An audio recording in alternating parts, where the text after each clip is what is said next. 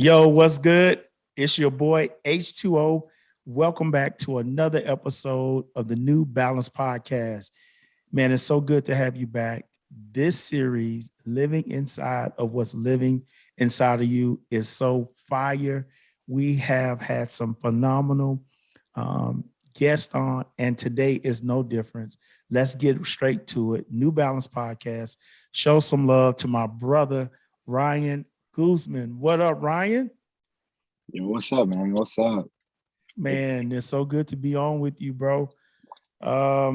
It's been a minute. We've been talking about this and planning it, and we're finally here, man. So yeah. catch us up a little bit. Tell us a little bit about who you are, and tell us what's been going on with you, man. Oh man. So I mean, first and foremost, I'm a man of God, man, and Absolutely. um, that really is where I find all my purpose, all my direction. Anything I do that's intentional, like that's where it comes from, and that's where it sparks. And just second, I'm a husband. That I talk about being a husband has made me a better man. Man, it's taught me how to listen, taught me how to serve to the max capacity, and then after that, I'm a teacher and my family, man. So a teacher, and not just in the sense of my occupation, but just trying to teach the people around me and every chance that I get, and learn from people. And so that's kind of the the summary of who I am. But definitely being a teacher takes up a lot of who I am, because it is my passion, and it's Right. my purpose. It's what I've been put on this earth to do. Whether it's for the rest of my life or for a season, I'm not sure yet, but education is definitely where I'm supposed to be, to be able to impact lives. And that's been something I loved and enjoyed since I was in high school. Oh man, that's what's up.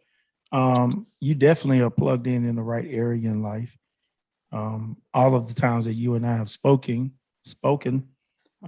you have definitely demonstrated that in regards to the lives of others. I think some part of us, man, no matter how, if it's greater or lesser, there should be something about us that cares and have a concern for other people, right? Obviously, depending on the makeup of who you are, maybe what your occupation is, maybe your background, your upbringing, all of that plays a part in the demographics or the focus that you'll have as it relates to other people, right?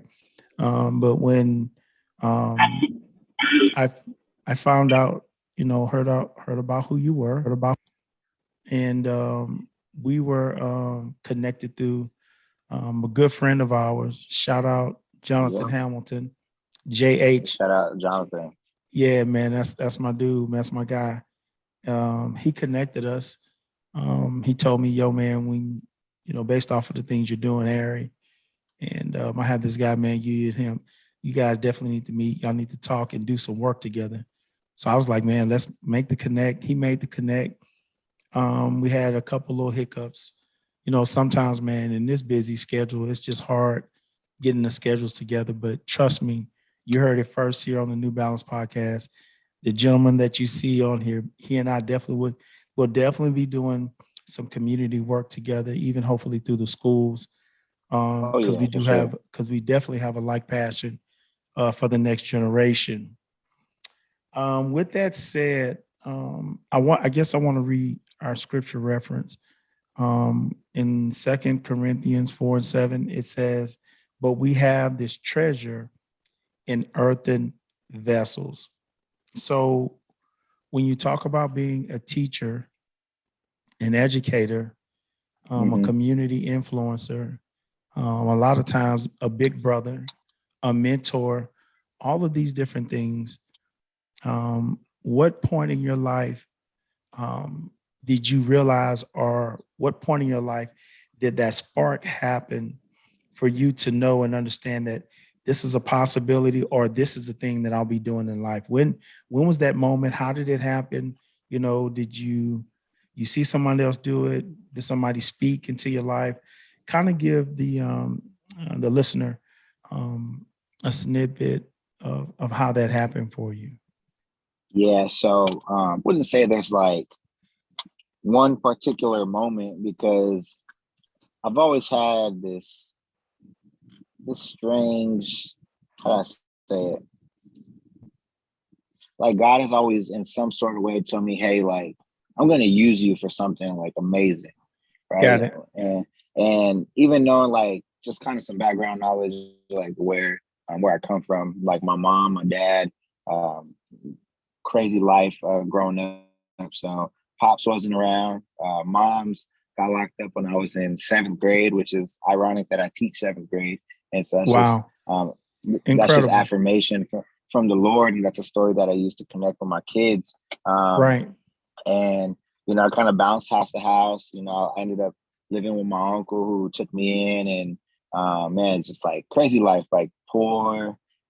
Uncle was locked up in and out of jail around like high drug use in my family. So I just grew up seeing all this and seeing family members selling drugs, using drugs, and man, I could tell you stories for days. And so, um, kind of, just coming up in that lifestyle and seeing the things I was exposed to, um, God always reaffirmed me in some sort of way, whether like my family members telling me like, hey, like you're so smart, like them supporting me, making sure that I stay out of trouble.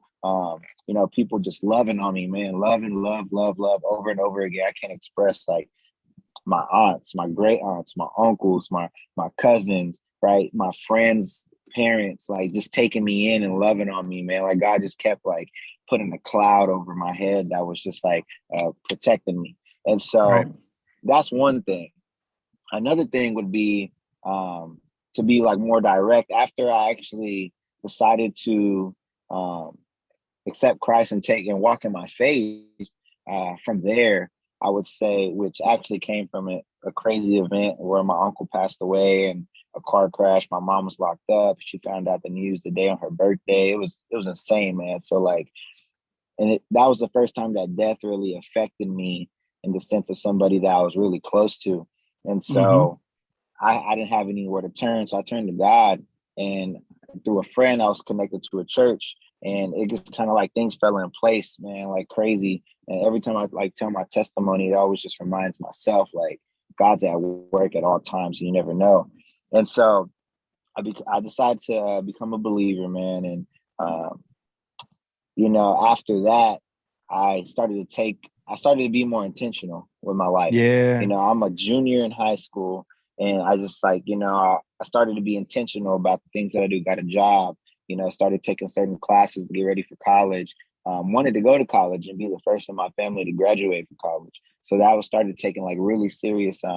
My faith was important to me, my maturity. It just all happened really quick.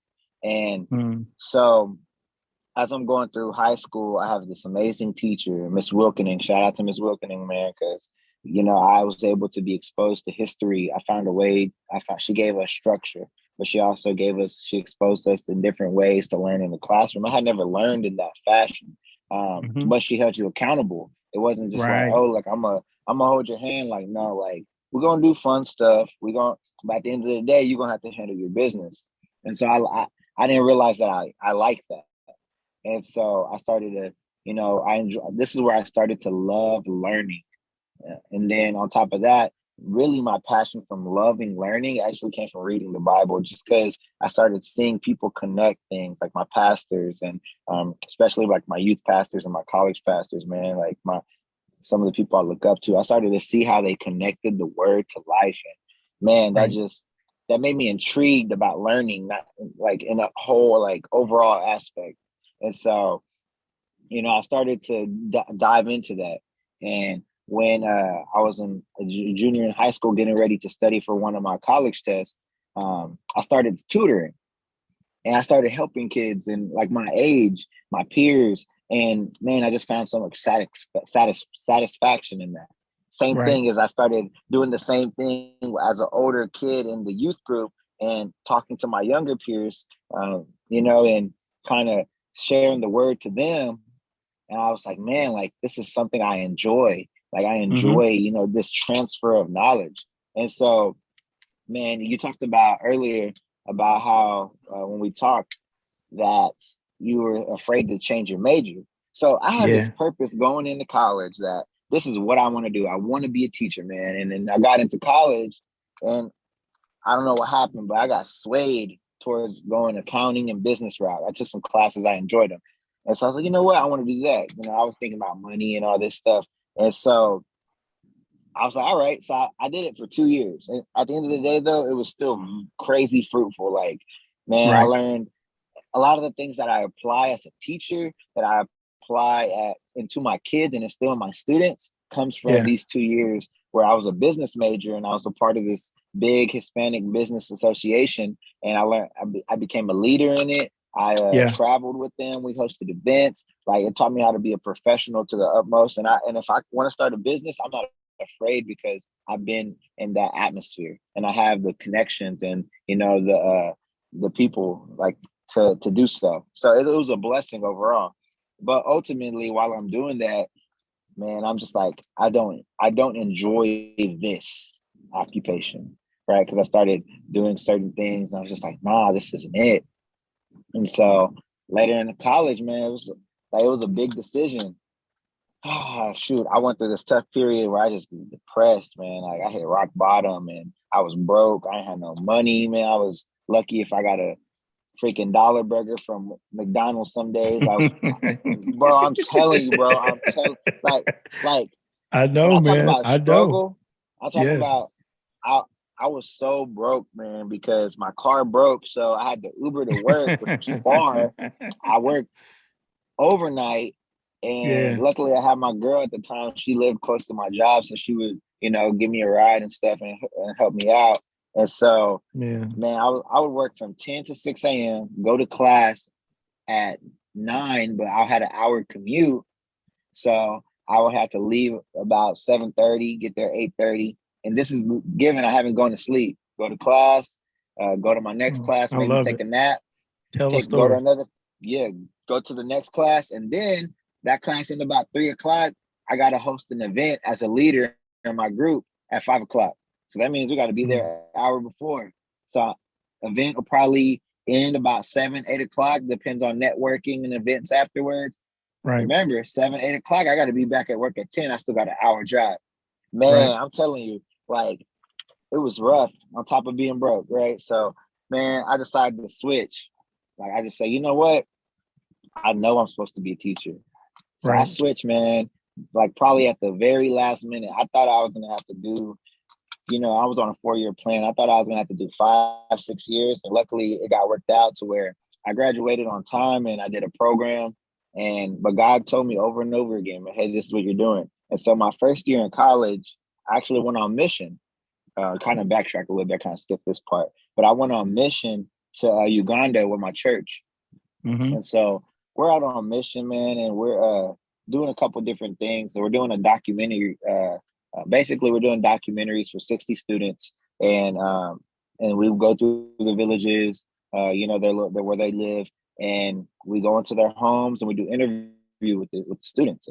These students could Right. be anywhere from, man, 5 to 17 years old. It just depends. Right. And as we're doing that, we also host a Bible study. And basically, the documentary was to get them sponsored so that they could get paid for school. Mm-hmm. And so that's one aspect. But the VBS Vacation Bible Study that we did, I got to like really be a teacher in that. I got to really, guide students to the Lord and go into the Word. And man, while I was there, God just said, He reminded me like, hey, this is what life's about. Like, life is about these experiences right here, not being in another country, not, being able to say you want to have, no, it's not that. It's about these experiences, these relationships that you're growing with these students, that you're growing with Right. your peers, this fellowship of life. And so in that moment, I was like, I have to be a teacher. But I kind of ignored it a little bit, for about a year and a half. But it, Yeah. it, it didn't go away from my heart. It didn't go far. It was always there. And Mm-hmm. so when I started praying to make that change, that came up again. That moment came up, and God showed me like how my eyes were closed, man. And God showed me that moment like clear as day. Like I was there again while my eyes were closed to remind me, Yeah. hey. And so like that guided me back to, okay, this is what I'm gonna do. And it was hard, but as soon as I when I tell you, man, as soon as I got into the game of teaching, the like the affirmations were there. Whether Yeah. it was from my peers, it was from my Yeah. students, right? It Right. was there, like, hey, this is where you're supposed to be. Because I would have teachers that would tell me, hey, well, like, how long have you been here? I'll be like, oh, it's my first year. They're like, what? It's your first year? Like, you hold yourself as if you've been doing this for 3, 4, 5 years. And I will get Hmm. that a lot, man. And that just kept telling me, okay, you're in the right place. And then my students are learning. My scores were way better than any like first year type teacher usually does, because usually, it's a learning curve. Yeah. And so God really did his thing, man. I'm not even gonna Yeah. lie. Man, listen, I first of all, man, thank you for like taking the time and articulating like your why, how you got there, telling your life story, how you the navigation trail that you took to get there. And it sets up, and you've already went through our first question is how did you choose the life or passion you live in, excuse me, that you live in now? I want to say to you, and I want to say to those that are watching and listening, I've been saying this and I'm going to continue to say it.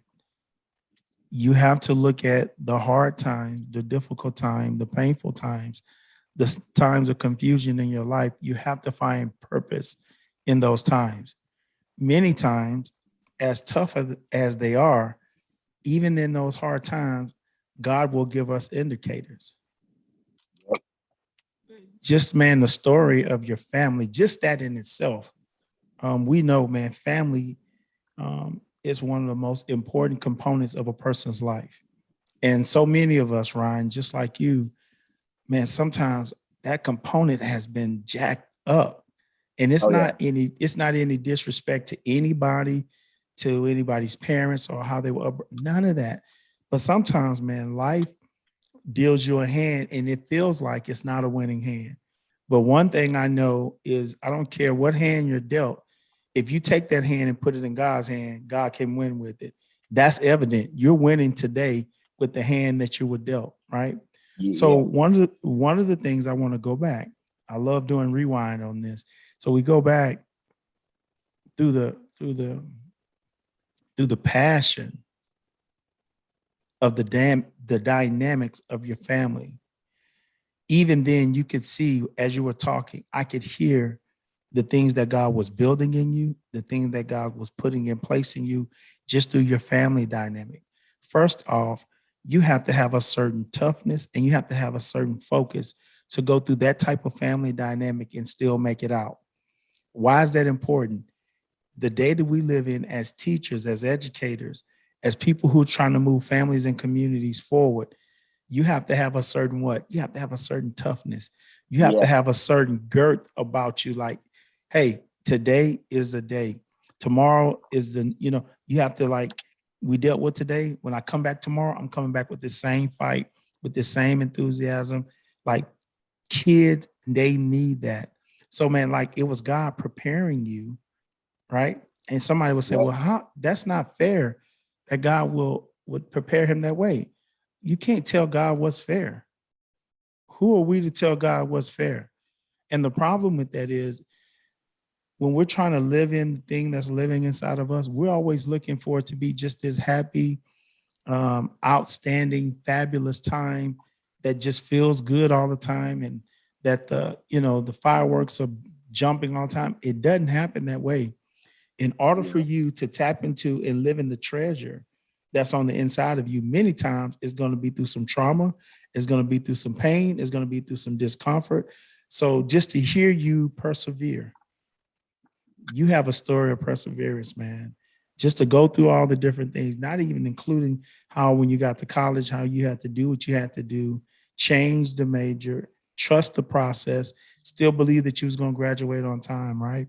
And then when you start working, oh my God, what did you say, man? You said I was broke, man. oh yeah, I was trying to figure this thing out, bro. And all of those are important tools, right? Those are important markers in a person's life to help them live in the treasure that's on the inside of them. So, man, I appreciate you taking the time um, sharing that, because sometimes I ask the question, how did you choose? But in essence, God chooses you. That's what really, really happens. Yeah, for God sure. chooses you. And sometimes the circumstances, it's through the it's through the circumstances that we go through, we ended up choosing that thing that God already placed on the inside of us. And Oh yeah. so I think one of the other things that was important, if you're watching this, when God confirms something, you have to listen to the confirmations. Oh So he yeah. said something that was critical when he started teaching. The other teachers like, man, how long have you been here? And you're like, man, I've been here only a year. A year is like you've been here 3 or 4 years. In other words, he's in the right place. I promise you, when you walk and you get into the treasure or the treasures that are inside of you, it's like a puzzle. I like puzzles, but then I don't like puzzles. Yeah. Um, because when I look at the picture on the box, I want to hurry up and put the puzzle together. That's just my Yeah. personality. But I remember younger days, I used to try to cheat. I used to try to, because when you get like, you're doing like a 5,000 piece puzzle, that's a lot of pieces. Oh yeah. Yeah. No, And trust so me. I used to when I do got a, those. yeah, so when I get a piece, it looks almost like the place. But when you put it in, it doesn't fit. And then you try to force it and put it in there and make it look like it. But the person that's doing it, they know that piece does not go in. It almost fits. It almost looks like the box, but truthfully, it doesn't fit. Yeah. And that's how we are with the treasure and our purpose. Today, make up in your mind, you're not just going to grab something to put it in to make it fit. If he'd have stayed in accounting and CPA, he'd have been trying to cram a piece in his life that wasn't going to be fit. Now, who knows? He probably would be making some good money now, but I guarantee Yeah. you he wouldn't have no peace. He wouldn't have no happiness. This is what he would be doing. He'd be doing accounting and doing those finances, and he would be trying to teach and motivate people in Yeah. accounting. So I actually, Go it's ahead. crazy because one of my friends, we had went out on campus to watch one of the basketball games. Yeah. Um, and while we were there, we're catching up, and man, he just says something really cool. He's like, while we're talking, he's like, man, I just want to hear about you. I just want to hear what you do. Because he's like, I know you love what you do, and he's like, I know you're passionate about it. And he told me, he was like, man, like my job's boring, and I was like, what? Because we were the same major and we were together, same classes, everything. He's like, man, like he's like this boring, man. Like I make good money, but like I don't enjoy it. And he was like, I want to hear like about you. Like it makes me excited to hear somebody love what they do. And that's like another confirmation, man, from the Lord. And it was just awesome. And so but that was like a cool comparison between us. And so I was able to, my mother-in-law, she just rolled Oh, it's in. all good, brother. It's all good. And so um it was another one of those moments, man, where it was just like this is exactly where I'm supposed to be. But at the same time, I learned a lesson in that moment too, where it was like, because you asked me this question, it's not a new question.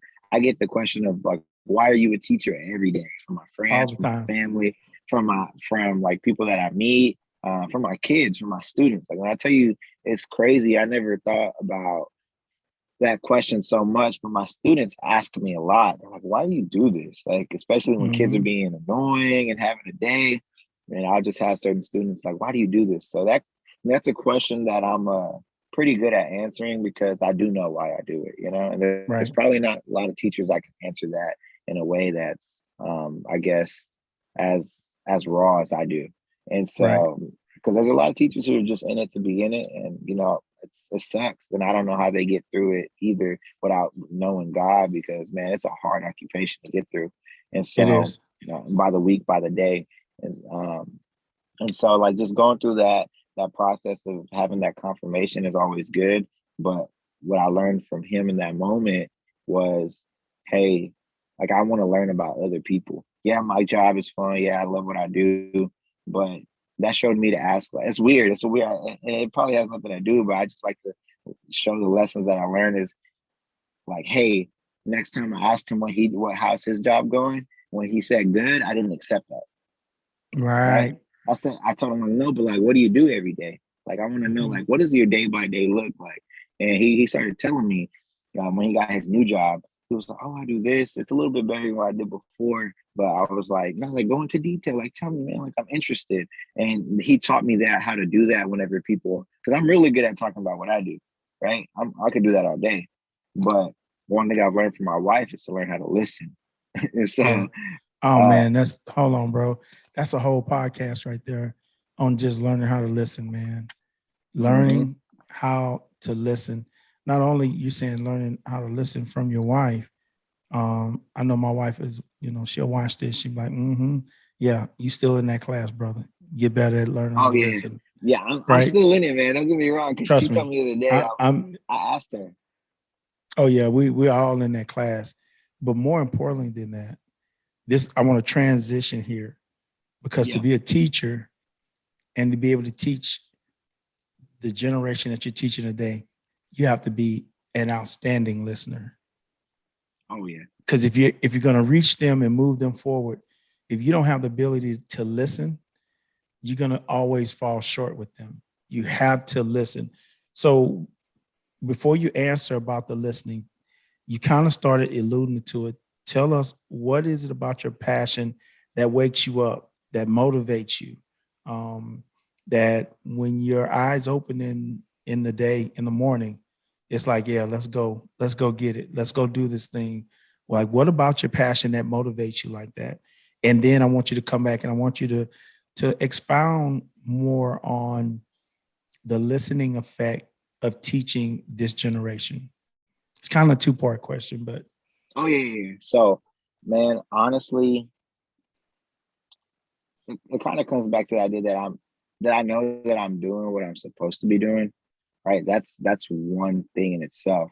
But it's easy to say, man, like I wake up and I might not ever see it. And it's something I had to come to terms with as a teacher is right, not having the savior complex and wanting to save these kids because that's not my job. My job is to lead them, to put them in on a path to plant a seed. And one of the things I've had to accept as a teacher is that I might not ever see that seed grow, right. right?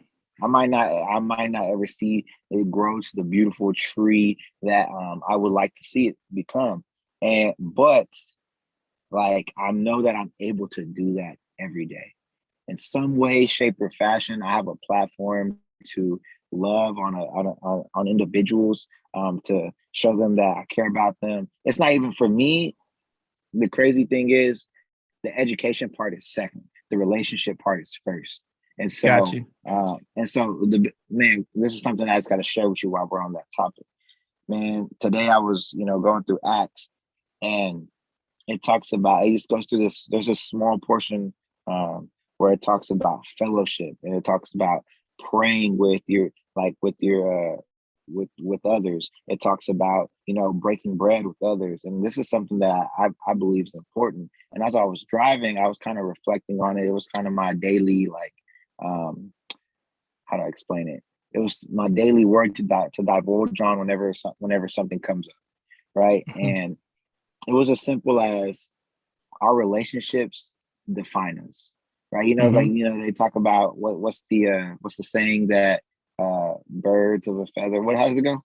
I know you know it. Birds of a feather flock together. Flock together, right? Okay, yeah, yeah. I want to make sure I get it right. But I tell this to the kids all the time. But at the end of the day, when it comes to fellowship, that's why God says it's so important. Is it defines us? Like relationships define us. Whether it could be different ways. It could be, let's just say, for example, you're in a relationship and you want to be the person that they want you to be, or you don't want to be the person that they want to be. You want to be your own independent person, Right. despite the fact that relationship is still defining who you are, right? The relationship, you talked about parents and you talked about our families, right? That's one of the biggest relationships that define you in life, whether it's positive or negative.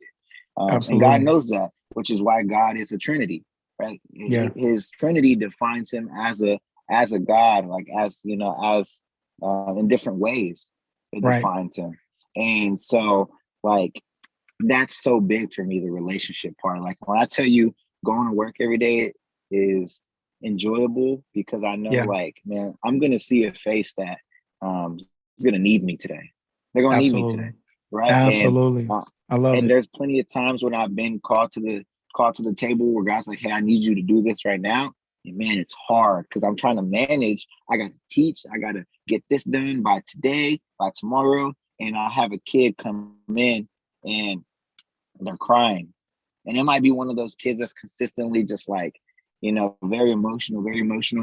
And it sucks at a certain point you get to where it's like, oh, here we go again, because you're not available. You're not always Right. available. And so Right. at times I just have to remember, like I have to remind myself, now you're gonna be available again. And I'll tell them, hey, we're gonna have a moment. Let me get class started and I got you. Don't even worry. You want to wait outside for me? That's fine. And so it's things like that, man. Or even just like the kids who are really quiet, you'll forget about them. You appreciate them so much because there's the really good kids, smart kids who ask a lot of questions. Then there's the kids on the other end of the spectrum who you got to always correct and fix them. And I love them all equally.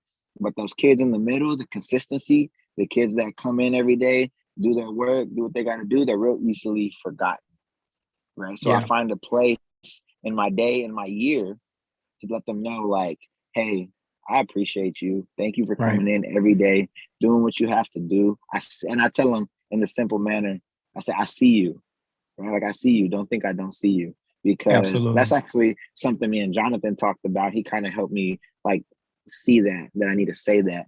And I told those kids, I like, you're the glue of this class. Without this class, Yes. it wouldn't be as good because you come in every day and you're the consistent part of this class, not me, right? Man, And that's so good. just waking up, man, every day to be able to have that opportunity, and not waste it, and as much as possible. And I do that in That's it. different avenues. Different avenues. That's I do it it. in the classroom. I do it as a coach, right? And I do it with my boys program. And so, and even this year, I even did a play with some of the kids. I was like swarmed, man. And I had another club, D&D. It's called Dungeons and Dragons, where they just kind of make up their own stories, and it's a Right. cool little game. And man, I did all that just to kind of find a way to be like, hey, like I need to find a way to connect with different like, types of kids because it's easy to connect with kids that are like me, That's it for right? sure. And that's and so I had to find that avenue. And then the other part of the question, what was it? Like, The how listening. do you listen? Which Oh can really, man, which how we can roll. Because I want to roll this. I want to roll this into the next question. Like, name two things or two ways you can help make families and communities better. So I asked you about listening, right? And how I want you to answer this question, Ryan. One of the ways you listen is through a program that you have. It's kind of a trick question when I ask you because when I said listen, we think about the traditional way of listening, but you have a program that's designed through its reach is a way of listening to them. So when you hear them, you can meet their needs, you can meet them where they are. So through your program, you actually listen to them. I want you to talk about your program, and then I want you to use that example of listening through your program. Talk about that because I'm asking you the question. I actually know the answer to it. You have a program that's definitely helping families and communities move forward, and you have a listening mechanism built into it by which you do that with the kids. Can you talk about that program? yeah. So as far as it goes for our Boys to Gents program, man, it's I would say the biggest Hey way Ryan. that yeah, Hey Ryan, hold that thought. I think I hear something in my back door. Hold on. Hold yeah, you're on. good, you're good.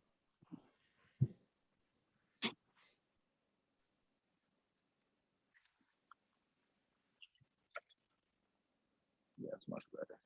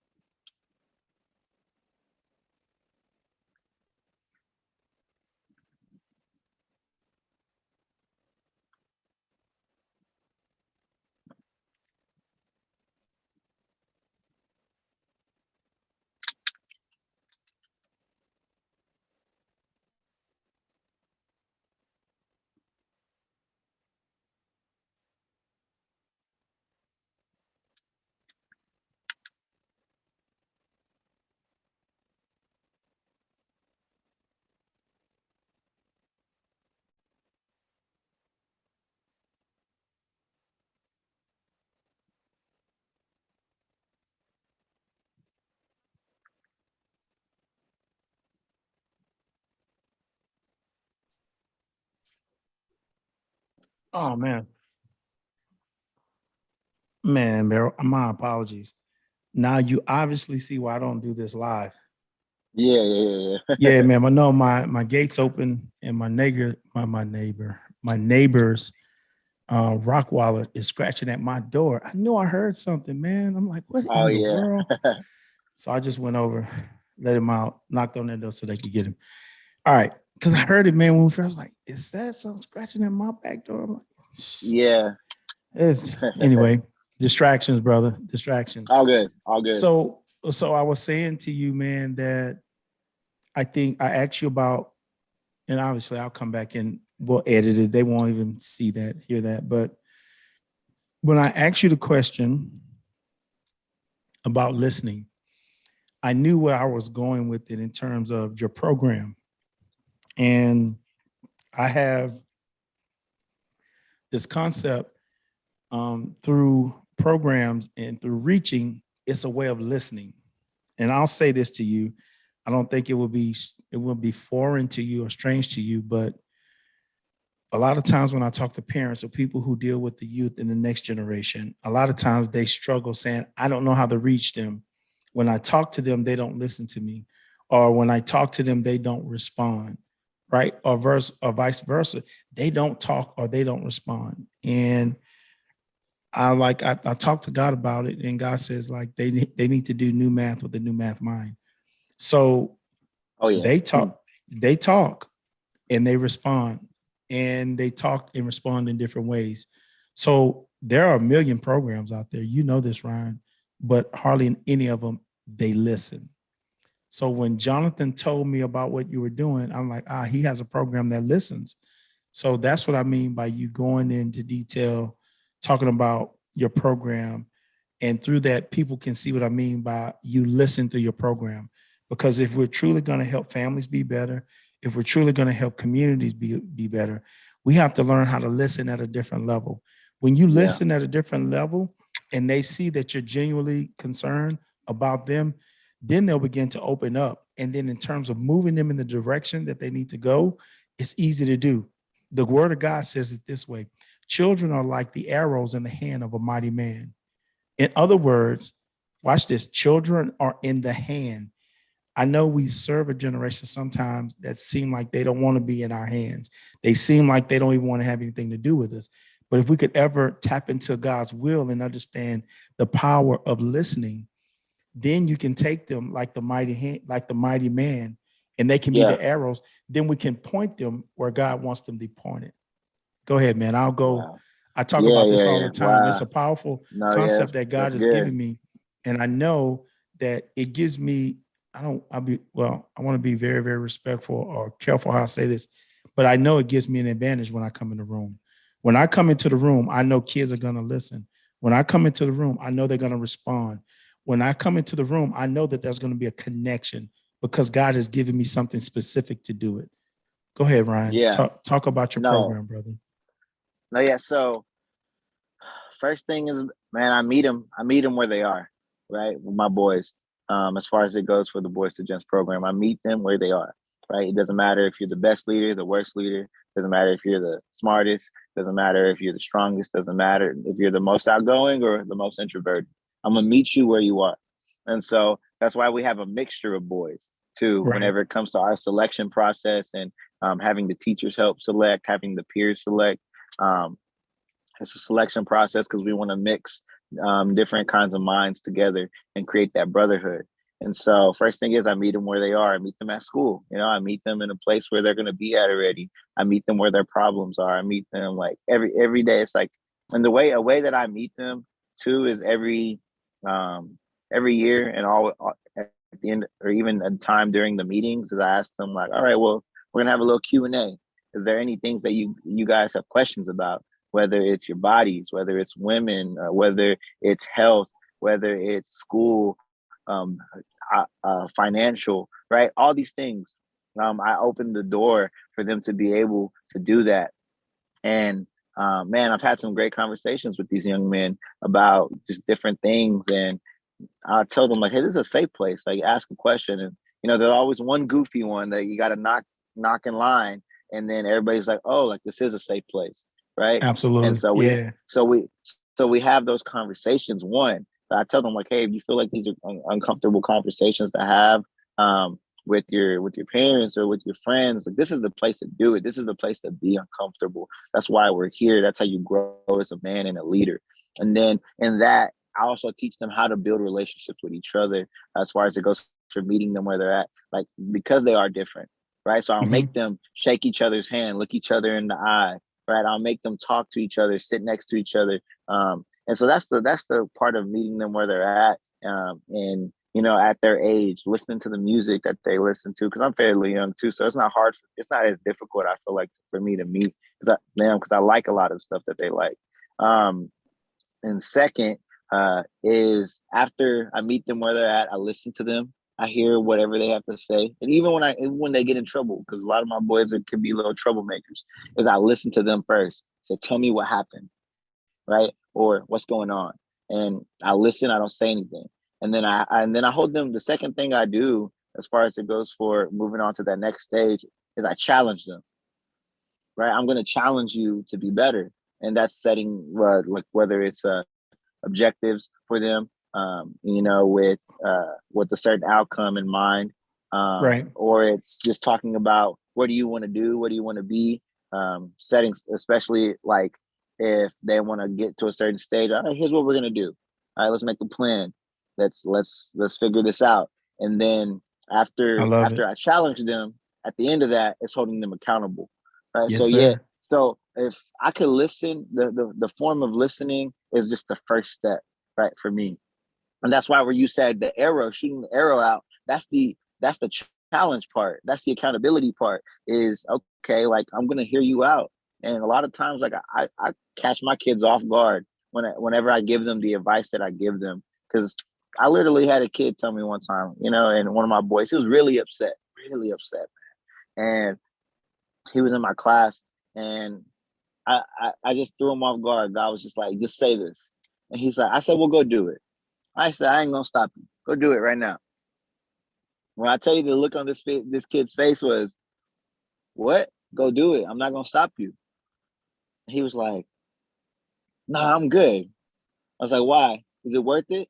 No. So why? So what? So it was just one of those moments where God, puts the right words in your mouth, and you're even surprised at yourself, right? Because I've Hmm. never said that to a student, but for him, it was the Absolutely. thing he needed. It was the thing he needed to hear, Right. right? So, but also I needed to hear him too to give that response.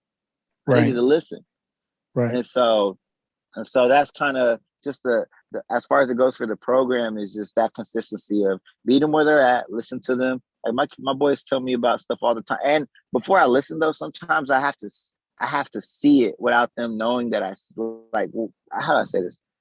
I have to pick up on the signals and on the signs, right? Sometimes they That's the don't. listening. They don't. That's the Yeah, listening. That's the and, listening. Go ahead. and so and that's just like seeing like them in the hallway, how they're reacting to things, the way they come into class, the facial expressions, the way they're speaking, right? I'm I'm listening to what how they're reacting, and then I'm asking them like, hey, like, just come over here real quick. What's going on? Nothing. You sure? Yeah, nah, I ain't accepting that, bud. I need you to give me some more because I know you. And like the fact that they know I know them, I say, all right, give me some more, give me something, because I got to get something out of you before you go. It don't have to Mm, be a lot, but I need something from you. And so they'll give me, absolutely. oh, this happened, and then that kind of, as soon as the conversation's open, boom, the floodgates come out, because now they didn't realize that all you need is that first step, and then I let them Absolutely. go. And then once they Yeah. take that first step, they go. And so man, that's really kind of what the program's aimed at, is just that being intentional with the boys, in different fashions, different aspects, but mostly, like I said, man, about that relationship. You can't have a relationship if you don't listen to them. And Cannot. You cannot. Absolutely.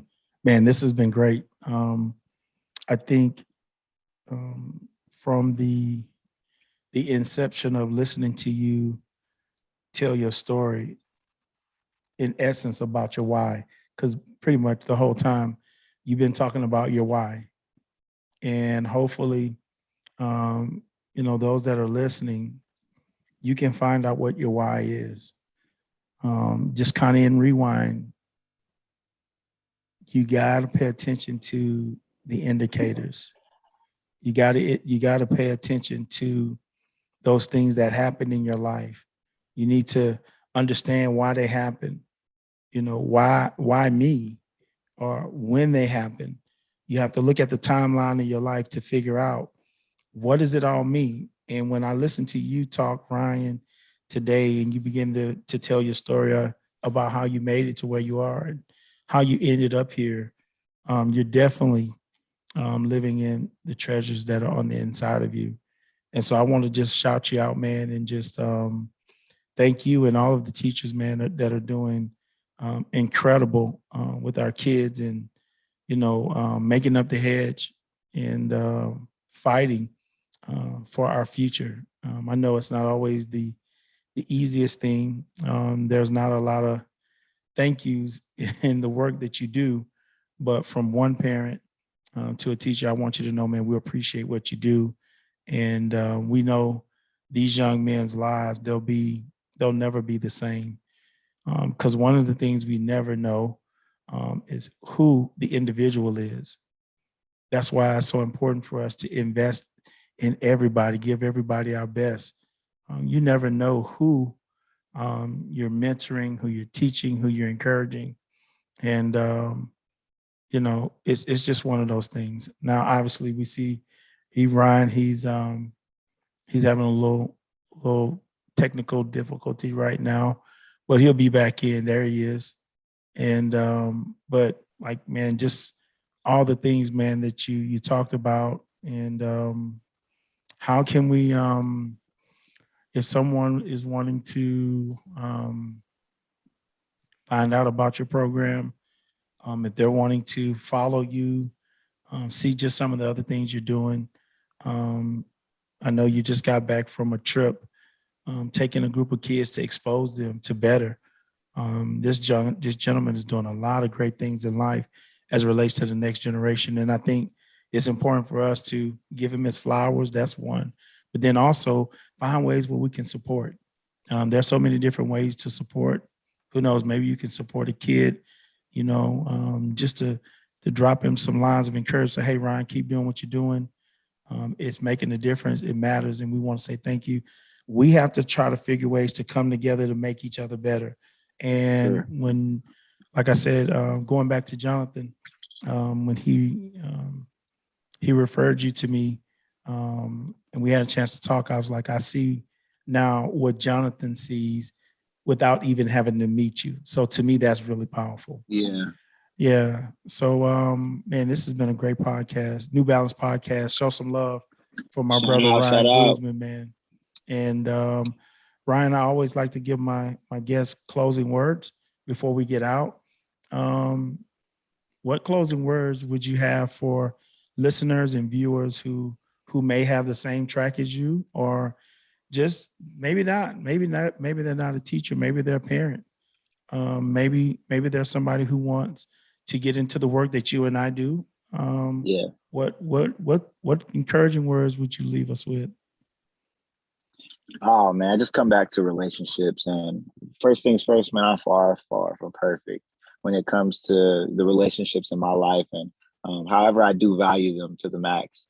And when it comes to relationships, especially honestly, I'll be broad, then I'll be specific, but just kind of what I was talking about earlier, like fellowship, man, meeting with people, breaking bread with Yeah, people, inviting right. people into your home to eat, to talk, to have. I was telling my sister about this earlier, my younger sister, about not being shallow with your friends, right? Not being like, it's real easy to, oh, go out, have a good night with your friends, or, have a game night and invite them over. It's a lot more difficult to talk to people about their mess, right? To talk to Oh people man, about your mess, and mess isn't always ugly. Like it could be you're just having a bad day. It could be you're struggling with something. It could be right. it could be anything, right? But just sharing life with others is so important. Yeah. It's helped me in my marriage, man, to show me that I'm not alone in my issues. Like the problems I have in my marriage, the issues that come up, they're not just my problems. And I tell this to my students. I tell them all the time, hey, like those issues that you have, like somebody's had those issues before. Right. Somebody's had this Absolutely. problem before. And so there is an Absolutely. answer. There is a outcome that is Yeah. going to be valuable to you in your future. You might not see it now, and I don't expect you to, but I like to tell them that their problems are not their problems, that their problems are the world's problems, and that there is a solution, there is some way out of it. And so, but I think that that only comes with your relationships that you build, man. That you eat at the Yeah. dinner table with people, like you sit down and you talk to them, ask them about their life. Don't stop at, oh, it's good, right? Don't let people stop at, I'm doing good, I'm doing well. Well, why are you Right. doing well? What is going Yeah. well in your life? Like, tell me more. Right? People love that. Like, you might not tell you that, but they love it. People want to talk about themselves, and so give people the opportunity to speak and for you to listen. And then second, man, for just any parents or future parents, that kind of goes into your kids. Like, man, it starts at home. Everything starts at home, and I Yes, could it say does. that from experience, man. Like the relationships at home with fathers and mothers and siblings, right? It's so valuable, and unfortunately, every day at work, and I would say fortunately at the same time, I have to. I'm exposed to broken homes, right? Yeah. I'm exposed to the results and to the repercussions of young men and young women coming from broken homes, and seeing how they react to that. And then on the other end, I have kids in good homes, but they don't even have parents that talk to them every day, right? Absolutely. And so it's not just good and bad homes, it's the idea of good and bad relationships, right? There's Yeah. kids who have everything they need, but their parents don't even talk to them but for like 20 minutes, if that, when they come home. Like, Right. that has such a great impact on who your kid is going to be, is that relationship, and just valuing that and being intentional with that. And man, because these kids need it, they need it so bad. They Yes, need they it do. more than anything, man. They need somebody that listens to them, somebody that talks to them about, that meets them where they're at. Even if you don't understand, like, you don't have to Right. understand. Just give them the opportunity to talk, and and then, because that comes back to their education. A lot of these parents, man, a lot of parents, and it's not just bad parents, it's good parents. They don't even check their kids' grades once a week to see how they're doing. But then when the kid Crazy. fails, they're surprised, right? And so for me, it's like, you have to be a part of that process. If your kids see that you don't care, why should Right. they care? Why should they? Why should they Incredible. care if you choose not to care? At the end of the day, I don't hold the kids fully accountable. I hold the parents half accountable, but on the end where I can hold the kids accountable, the best believe it's gonna happen. Yeah. And so that's Yeah. one big thing, man. That's something that I hope somebody hears this and can change something in their relationship with their kids, with their family, and make sure that their kids know the value of their education, because their parents understand that too and relay Oh, that. that's cool. That's what's up. There you have it. Ryan Guzman, New Balance Podcast, Yes, living, sir. living inside of what's inside of you. Cool, man. I knew this was going to be a great convo. I pray, man, that you have been blessed. And before we get out of here, as we always say, it's strength for today, sustenance for tomorrow. It's your boy, your potential conditioner, H2O. We'll see you next week. Peace. We out. Yes, sir.